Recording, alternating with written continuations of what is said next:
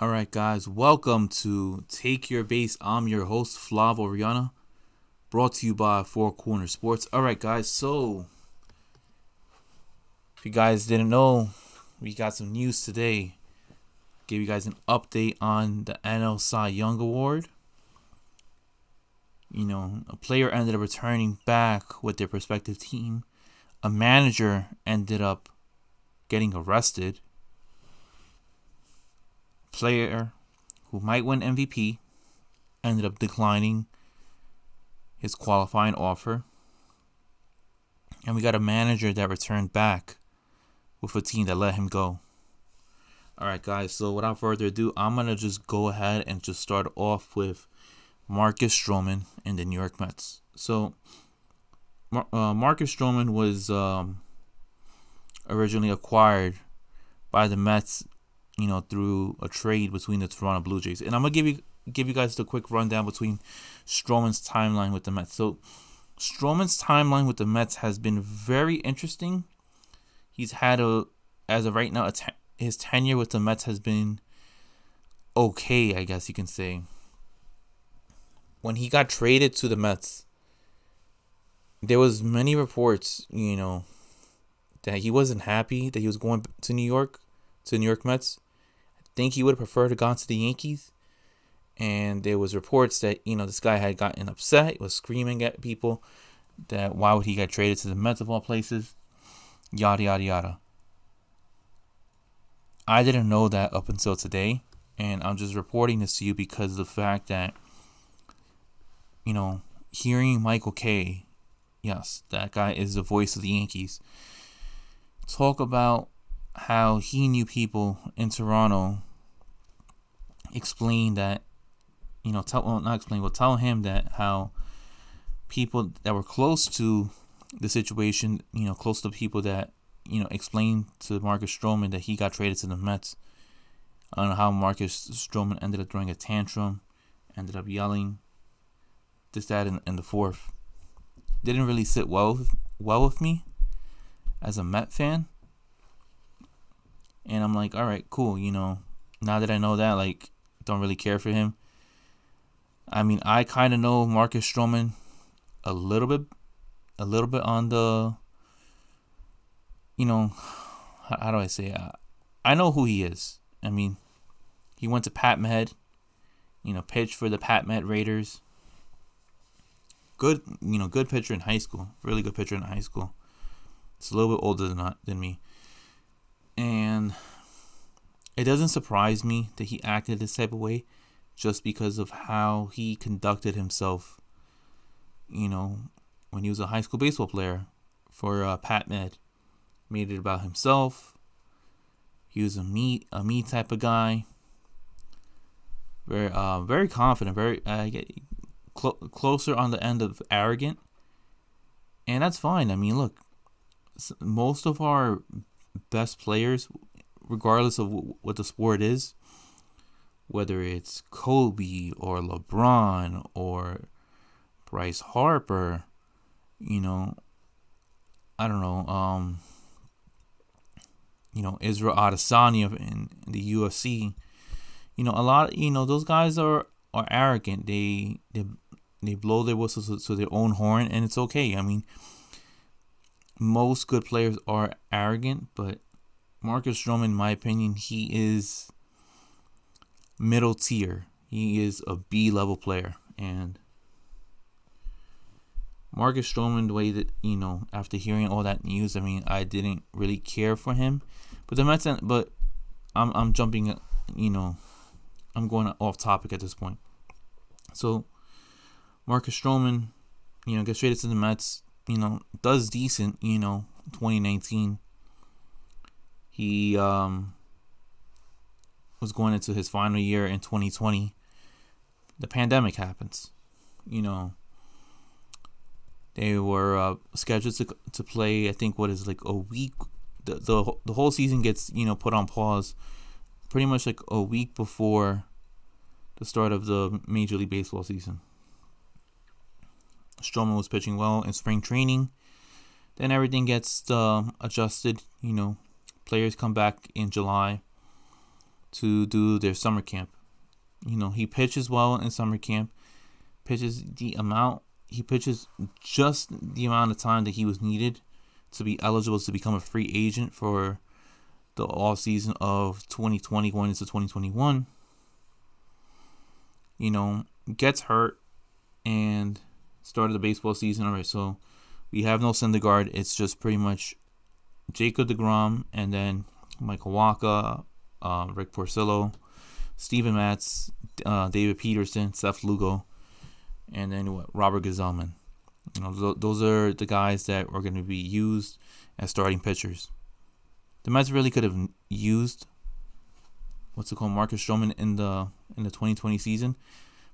Not saying they would have made the playoffs, would have at least improved their chances. They weren't going to win the World Series in 2020. Just wasn't their year. It was the Dodgers' year. But Marcus Stroman ends up waiting to the last minute to say, you know what? I'm opting out. Fear of getting COVID. Fine. But the way he did it, no one's buying that he did it because of COVID. No one's buying that.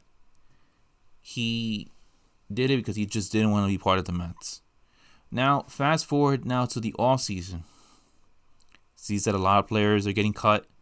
Sees a lot of players are being bought out of their contract. He's eligible to become a free agent for the very first time in his career. Steve Cohen puts a qualifying offer on Marcus Stroman.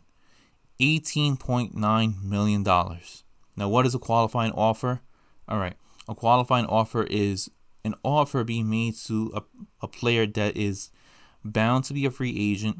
They have the ability to take that contract, that 1-year contract, for whatever the amount is. If they decline it, fine. They can't take it. They can't take that contract anymore because they already declined it. So now whatever team wants to offer that player a contract, they will have to compensate the team that offered the player a qualifying contract, a draft pick. So, for example, if Marcus Stroman declined the Mets qualifying offer, and let's say the White Sox wanted to scoop up Marcus Stroman, the White Sox would have to compensate one of their draft picks to the New York Mets. And there's a risk with that because, what if the player takes the qualifying offer? In this case, Marcus Stroman did take the qualifying offer. And many can speculate that he took that offer because he saw what the market was offering. He probably feared, hey, maybe I'm not going to get a big payday if I go with a different team. And he's most likely right about that if he was thinking that. Because you know what? If you have players like Brad Hand, Colton Wong being cut, both good players at their respective position, right? I would say Colton Wong's a better second baseman than Marcus Stroman is than what Marcus Stroman is as a starting pitcher. Same thing with Brad Hand. He's a better relief pitcher as opposed to Marcus Stroman being a starting pitcher.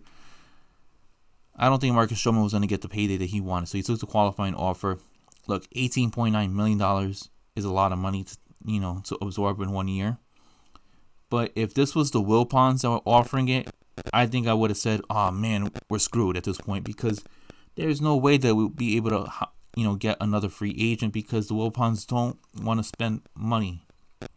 Luckily, the Mets have now Steve Cohen who's running the helm. And now this $18.9 million, this 1 year deal, doesn't really hurt. It's a 1 year deal. If he does well, maybe the Mets might re-offer him another contract, maybe for multiple years. If he's unsuccessful, then we just cut ties with him and he goes into free agency and he could pick whatever team he wants to go to. So that's a good thing about that. Now, Stroman now returns with the Mets. It's a lot of money for a player that, in my opinion, he is not a number 2. He's most likely going to be a number 3. If the Mets end up signing Trevor Bauer, he would instantly become the number 4, which is still a lot of money to be a number 4, but he'll be a very high, valuable number 4. And with that being said, look, Stroman's back with the Mets. I mean, he's a important piece just because of the fact that Noah Syndergaard might not be able to come back until maybe July, August.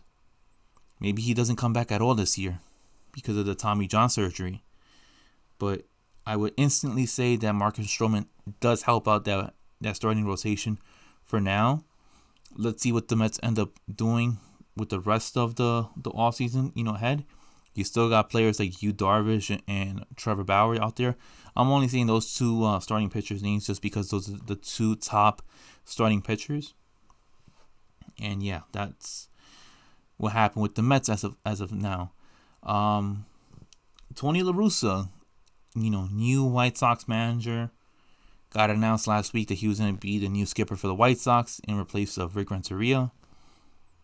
Very questionable move. I didn't see that coming, but he's back. He's back on the front page news, but for the wrong reasons.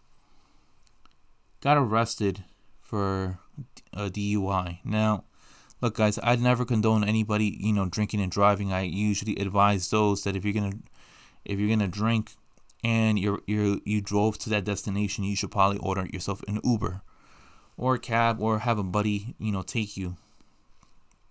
So he got stopped by a police officer, told the police officer, do you know who I am? That is so cringe worth. I mean, the police officer at that point probably didn't know who he was, whether he followed baseball or not. And he told the police officer that I'm a Hall of Famer. You should know who I am. You're going to embarrass me. And luckily, the police officer, ended up handling the situation, correctly. But it was just embarrassing to see, Tony LaRusa's in his 70s. He's drinking and driving. I mean, look, for any man to be drinking and driving, should be ashamed of themselves. But for Tony LaRusa, who's been on this earth for 70 plus years, and every day there's something on the news about somebody drinking and driving, somebody running into, hitting a wall, hitting a tree, hitting another car. Come on, man. What's wrong with you? What's wrong with you? You can't order yourself a cab? You're putting others at risk? I don't know. The White Sox should definitely discipline Tony LaRusa, whether suspend him, take away a couple game checks. That's unacceptable right there. I mean, you're putting other people's lives at risk. Shame on you, Tony LaRusa. I mean, I was very happy that you were going to be the White Sox skipper. I kind of like the White Sox. I like the talent that they have. They're a young team. But, man, I mean, this is the type of stuff that, we're like, why do you have a job? Why do you have a job? Just because, you're a Hall of Famer at this point and you can't get your situation intact? Man, this is why, I don't know.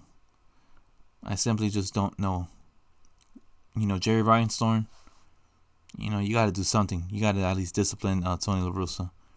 Tony LaRusa definitely needs to get, some type of a discipline, whether it's by the White Sox or from MLB, just because, it's clearly uncalled for. Moving on. Look, Red Sox were in need of a manager. After what happened with the whole situation with Alex Cora and the Houston Astros scandal, Boston was forced to. They had their hands forced to let go of Alex Cora. So they ended up firing Alex Cora. He was suspended for 1 year by Major League Baseball. I get why they did that. I personally would have never fired him. I would have just left him on the roster, leave him suspended. No, Boston didn't want to receive any backlash. But he's now officially back with the Red Sox, guys. Look, Alex Cora, the guy that ended up helping the Red Sox win the 2018 World Series title, is officially back with the Boston Red Sox. That is, in my opinion, very, very exciting. Just because of the fact that, this guy is like a baseball wizard. This guy knows how to coach. He gets very, very well. He communicates very well with his own kind, with the Latin community. This guy will coach you up the right way. He knows baseball. This guy is a baseball lifer. And this guy's a winner. This guy is a winner. I get it. Yes, he ended up, creating that whole fiasco with the Houston Astros. But come on, guys, this guy's a winner. There's a reason why Boston, John Henry and his staff, right? If you don't know who John Henry is, he is the guy that owns the Boston Red Sox. John Henry and his staff flew to Puerto Rico and wanted Alex Cora to return as the Red Sox skipper. And he did. I'm very excited to see that, just because, look, Red Sox, they're losing out on Jackie Bradley. That guy's going to get the bag. There's rumors that Red Sox are going to go after George Springer. That's an excellent player to have. He wanted to get out of Houston, bring him into Boston. This guy's going to be a household name in Boston. You lose out on Mookie Betts, but you have Alex Verdugo's. Still not the same amount of value that he brings in, but you couldn't lose Mookie Betts for nothing. And right now, Red Sox are in kind of a rebuilding mode, but with Alex Cora there, look, he's going to make that team competitive. He's going to make sure that they're not a last place team. He's going to be the guy that's going to be first one in, last one out. Very excited to see Alex Cora back. It was, seeing the Red Sox stink it up last year was horrible. Red Sox ended up losing pretty much to every single team outside of the Mets. So, yeah, it's good to see the Red Sox back, because whenever the Red Sox are doing well, baseball's doing better. Get what I'm saying? So I said that there's a player that ended up declining his qualifying offer. This guy he won the batting title. He might be an AL MVP. He is DJ LeMahieu. DJ LeMahieu, former second baseman of the Colorado Rockies. This guy has good vision when it comes to seeing the ball well in the strike zone. This guy hits the ball extremely well at all places of the field. Right, left, center. He's a great hitter. He ended up batting, I believe it was above 360 if I'm not mistaken, which is crazy. It's crazy to see, how good this guy is. But he ended up declining the offer that the Yankees gave him, the qualifying offer. It was completely understandable why. Because this guy is worth more than $18.9 million. And that's understandable. Look, this guy is probably going to get somewhere in I want to say, higher 20s? $26, $27 million a year? 3-4 year contract? He's pretty good. This guy is really good. This guy is the real deal. This guy, he was a big reason why the Yankees were, at one point, title contenders. But, look, I know there's going to be teams that are going to be offering him, a contract, hopefully that he signs in with their team. Realistically, I think, DJ LeMahieu goes back with the Yankees. Who's going to be able to offer him more money than the Yankees outside of the Dodgers and the Mets? I don't know. What, the Giants are going to offer him a contract? I don't see him going to the Giants. The Phillies? I don't see him going to the Phillies. The Red Sox? I don't know about that. I know he's a right-hand hitter, but still. 32-year-old DJ LeMahieu is an MVP finalist. I predict that he's gonna win the American League MVP. If not him, then Jose Abreu. Both had phenomenal years. I'm just very interested to see which team does he land on. As soon as he signs the contract, I'll make an audio, I'll make a video, whatever, and I'll tell you guys where this guy lands. But big news right there. This guy, as expected, declines the qualifying offer. Now, whatever team ends up, picking him up and signing him, remember, they have to give the Yankees a draft pick. That's the whole purpose of the qualifying offer. The Yankees knew that he was going to decline the qualifying offer. Just a matter of fact, It's just a matter of how much the Yankees gonna really try to sign him for. Still gotta pay Judge. They're gonna have to pay Glaber at some point too. All these things get really interesting. And lastly, so you guys about the Cy Young Award. So I'm gonna go with the AL side because that's just the more obvious. AL side, you had the AL Cy Young finalists were Kenta Maeda, Hyun-jin Ryu, and Shane Bieber of the Cleveland Indians. You guys already know who won this Cy Young. It's Shane Bieber, guys. Shane Bieber. Shane Bieber was, in my opinion, the best pitcher in baseball this year. This year, he was the best pitcher in baseball. With his performance, to start off the season, I think his first start of the season, he had 14 strikeouts?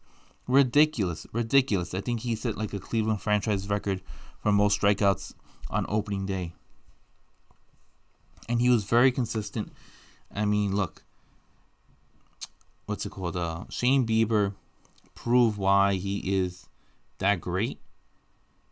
And if I'm the Indians, I wouldn't have never traded Mike Clevenger because that would have been great to still have Shane Bieber and Mike Clevenger. But, I mean, it's understandable. It's understandable why they traded him. They want to constantly rebuild. Shane Bieber, in 12 games he pitched, he was 8-1 with an ERA of 1.63, pitched 77 and a third innings, and then he ended up striking out 122 batters with a whip of 0.87. Look, guys, I mean, this guy has nasty stuff. And this guy's gonna get only better. I mean, he's only 25 years old. Look, Indians, whatever you guys do, Indians, you guys got to keep him. You guys got to keep him. You can't afford to always be trading away your best players constantly. You're never gonna win a title like that. You guys got to keep him. You guys have to keep him. This guy is a gem on that roster. He is a gem. So, moving on to the NL. Now, this one's a little bit more interesting because you had, for the NL Cy Young finalists, you had Reds starting pitcher Trevor Bauer, you had Chicago Cubs starting pitcher Yu Darvish, and then you had New York Mets starter Jacob deGrom. It was unfortunate to see Jacob deGrom not walk away as the winner for the third year in a row, but it was well respected, and it was pretty much well known that Trevor Bauer was going to get his first Cy Young award, and it was well deserved. I mean, this guy pitched phenomenal. He really did. He helped the Reds get into the playoffs. He was the stats say that he was the best pitcher in the NL this year. And, with that being said, I mean, look, this guy had filthy stuff all year. The fact that he ended up winning the Cy Young for the first time, he ended up posting a 1.73 ERA.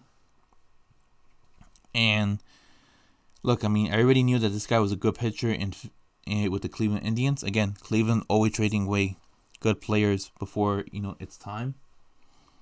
And it just showed that, in Cincinnati, I mean, you had a Cy Young award in that rotation. Bauer ended up taking 27 of the 30 first place votes. Cubs right-hander Yu Darvish finished second. And then Jacob deGrom finished third.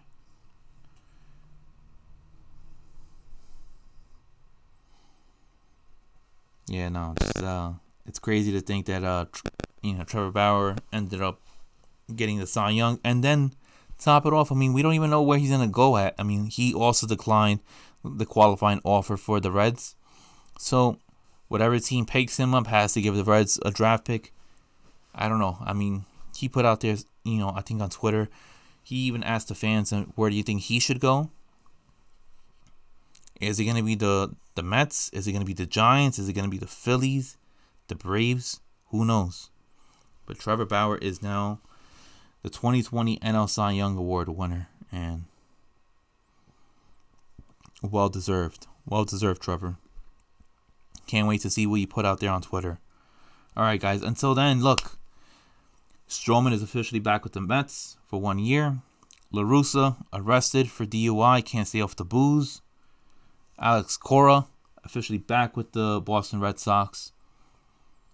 DJ LeMahieu said, no, I will not take that qualifying offer from you guys, Yankees. But he might end up re-signing with the Yankees for more money. And Shane Bieber and Trevor Bauer ends up both walking away with Cy Young Award, trophies. They both had their best years of their career. Alright, guys, until then, I will talk to you guys later. And, thank you for tuning in to Take Your Base. Please hit that like and subscribe button and hit that little bell over there, so you get notifications of whenever I drop videos and audios. Until then, peace, guys. Have a good one.